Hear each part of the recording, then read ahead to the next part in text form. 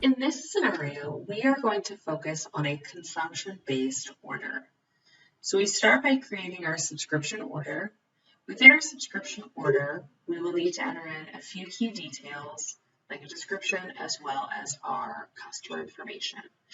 Once we have our customer information, we can start by entering in the items. Now this item is going to just be one product. That product is going to encompass a subscription as well as a consumption usage-based item. You will then continue to check to make sure that all of the key information is entered. For example, we're looking at a 2-year contract with a monthly bill.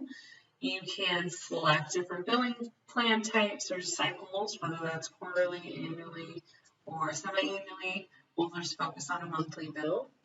Enter in some key organizational data, so what company code are you working with and sales organizations, and then go ahead and submit. When we submit our contract, that is going to give us our subscription contract as well as our subscription order number. Our contract number for our provider contract is going to be 635. And this is where we can dive into our provider contract, see the values that we're looking at, the dates. We'll also be transferring to the revenue accounting, so it is natively integrated. But there's a batch process that will run. This will run across all your contracts, or here you could run individual contracts into revenue accounting. Once we have processed from our subscription order into revenue accounting, we get to see a work list. That work list will allow us to see which contract we're looking at. So our latest contract gives us the value of not only our 2-year subscription, but also our cloud usage. The system is going to automatically give you a value, so you'll set a determined guesstimated value for that usage, as well as the standalone selling price that will reside within the revenue accounting engine. And that's going to allow for you to determine what you want to allocate out at the start of the contract. So regardless of what the customer has consumed, you will have a set value until that end of the month so that you can actually run the consumption. Then we'll go ahead and take a look at the revenue schedule. The revenue schedule is going to showcase over the life of the contract when you will be expected to recognize revenue. So we can see we already have recognized revenue for our subscription for the month. And then once the invoice has been received, you can go ahead and fulfill and recognize revenue for your consumption or usage for that month.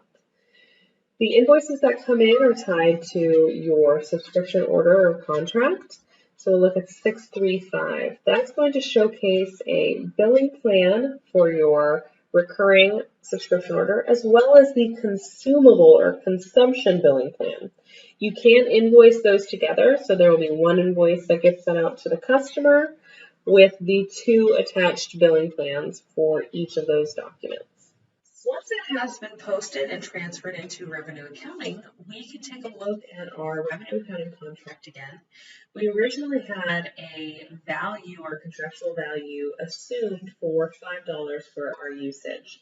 We can see here that the customer actually consumed $25, so that new value will be reallocated amongst our cloud subscription and cloud usage.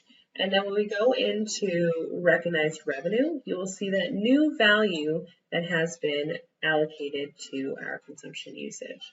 We can go in as well and take a look at everything that has been transferred into our revenue accounting contracts.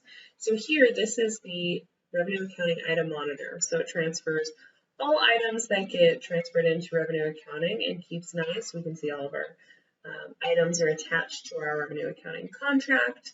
As you scroll across, you can actually see drill through capability into that invoice as well.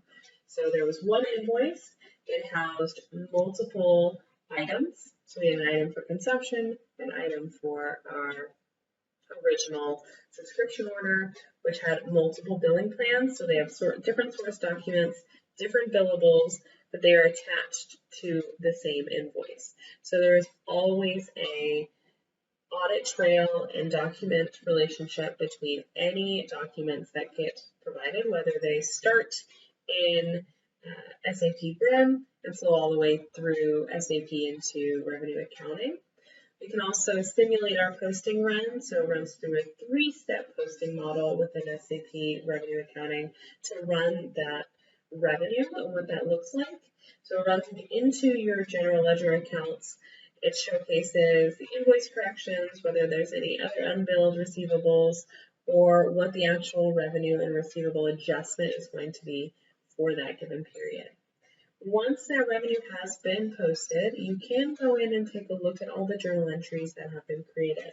So this pulls up a list of every contract that we have. You can sort by individual contract as well. So we can see our revenue postings here and have actual drill through capability into the GL document. So this financial document will take us full circle from the subscription contract that we had with our customer. They had a consumable as well as a recurring entry. Those got posted for the month, and now we have those posted revenue values.